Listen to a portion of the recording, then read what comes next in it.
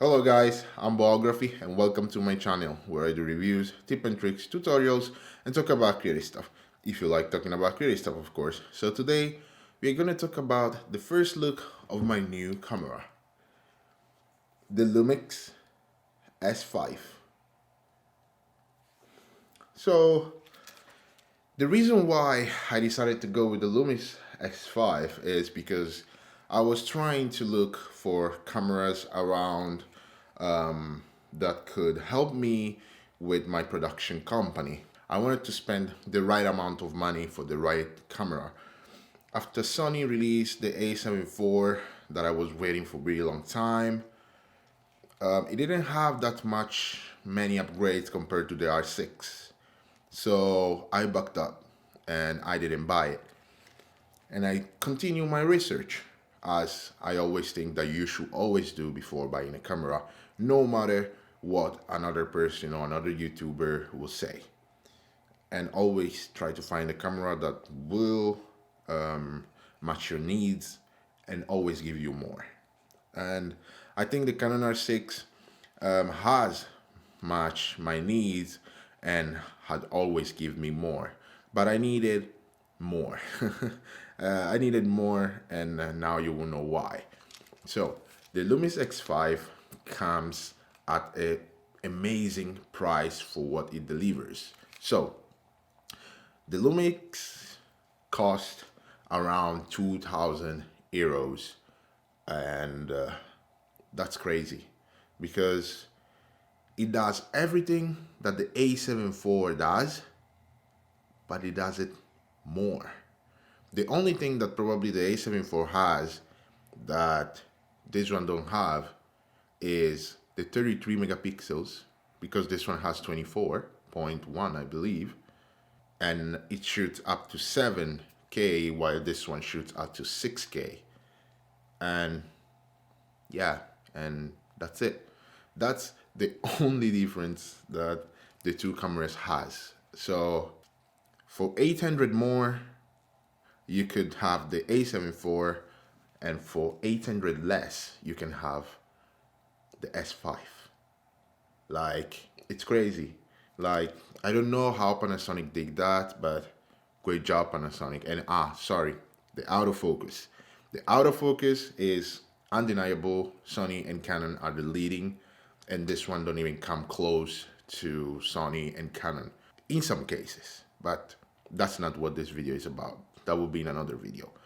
So let's go through the specs. So this one can shoot up to 4K 60 in 10-bit, 420 internally, and 422 externally. And it can shoot RAW externally, so 6K or better, 5.9K RAW. I don't know why 5.9 and not 6, but whatever. So 5.9 RAW outputting from the disappointing micro USB.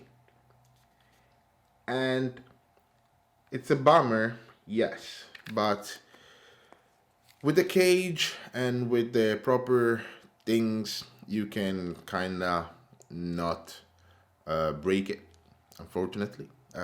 And it is what it is. But in all the 60 modes that this camera has, except in 1080p, there is a crop. There is a PSC crop, so 1.5 crop. And it's a bummer, but that was one of the reasons why I didn't go for the A7IV. But the reason why I still went with it, even with this annoying crop, is because of the output RAW. It matches perfectly with my Blackmagic 6K Pro because it shoots at the same resolution. Because this one output B-RAW through the Blackmagic Video Assist 12G, and it can output ProRes RAW through the Atomos Ninja 5 or Ninja V and the Ninja V or Ninja 5 Plus. And without forgetting that this one has already built in the V-Log. Is the platform, This is the flat format that Panasonic uses in their cinema line and in the more higher range of cameras. And you actually have to pay in the higher range of cameras like the S1 and the S1H to have it. And in this one, it just came for free. And you are like, Panasonic, are you okay? You put it in your more expensive cameras to pay like 200 euros to have the waveforms and all the other stuff, and you pack it on your smaller camera that is basically for content creators or vloggers, and you don't put it in a more professional cameras. Don't get me wrong, because it's a super professional camera, but thank you, Panasonic. I hope more of your companies will copy from you, because you're doing a great job. Yeah, you're doing a great job. And now, I'm not a Panasonic fanboy, but you kind of twisting my arm. I want to see your GH6 though. That will be a nice one. So this is a game changer. Like, it has the same features that the bigger brothers, that they are the Lumix S1 and the Lumix and the Lumix S1H. And this one is just slimmer body, less heavier, but with amazing capabilities. It doesn't overheat, or better, it overheats in settled environments, but it wouldn't not overheat that easily as the Canon R6 does and the Canon R5 do. So this, for 2,000 euros, is a steal for what it delivers. And I'm not even talking about the photo capabilities. This is a perfect video capability. Like, it's a video camera in a photo camera body. And I'm even surprised I didn't notice it earlier, because this is a fantastic camera. The image looks stunning. It has built-in light meter that basically you can see the level of the lights through the screen. So it's kind of a waveform, but it's not. And it has waveforms anyway, built in, and it has zebra. The Canon R6 does the same. And a lot of other capabilities that I will talk more in other videos about.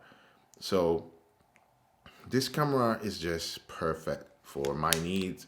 It has 2 card slots, Trinium buttons, and another thing that I love of this, that all the buttons are fully customizable, like fully. And the easiest part is you just need to basically hold the button down for like 2 to 3 seconds, and you can customize that button for whatever you desire to customize it to. And one thing that the Canon R6 didn't have, that I have to say I kind of missed it since I passed from the Canon M6 Mark II, that it had it. Like, this joystick here, the wheel here, is clickable too. And I missed that. I missed it so much, because I love to click the button. It's even faster than having this wheel here, and then you have to combine it with this when you have to go. Like, there are small things, small details that when you have them, you don't go back. But I have to say, the main reason why I bought this camera is because of the raw capabilities that this camera has, the overheating issue that it doesn't have compared to the R6, because at least the micro HDMI has a reason of being there. And I don't even understand why Sony didn't put the raw capabilities in the A7IV. They should. I hope in the future they will have, but I don't care, because I don't think I will ever buy anyway the camera.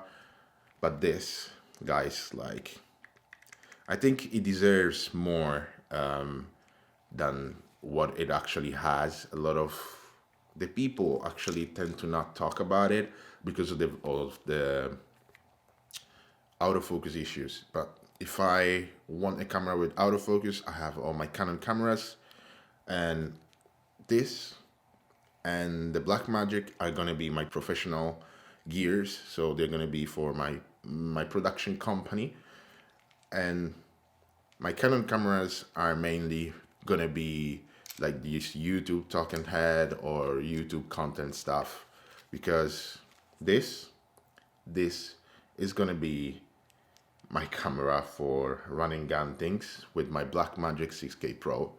And yeah guys, so if you have any question, comment down below, because there are going to be a lot of comparison videos between the R6 with the A7IV with the Blackmagic, because this is a really huge content. It's a really huge thing, huge camera that can really go against the 6K, like the Blackmagic 6K. So I'm pretty curious about that too. I have done it already and I know already the results, but you should be curious too, trust me. But thank you guys for sticking here with me. If you have any question, comment below. Let me know what you think. If you own one, how is it going for you? Let me know how is your autofocus working, because I'm gonna talk about the autofocus too. So yeah guys, thank you for sticking here with me. Hope you are doing well. Stay blessed, and see you in the next one.